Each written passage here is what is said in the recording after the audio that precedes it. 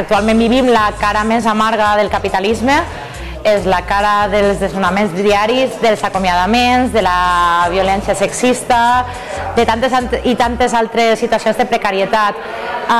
I la resposta és evident. A València la resposta és al carrer, hi ha un notable i creixent augment de la combativitat al carrer i és on nosaltres hem treballat ahir i treballem per la unitat popular. I per això des de l'assemblea de l'Horta d'Endavant Tossant saludem i donem suport amb gran entusiasme a la lluita municipalista i al naixement d'Alternativa per València CUP.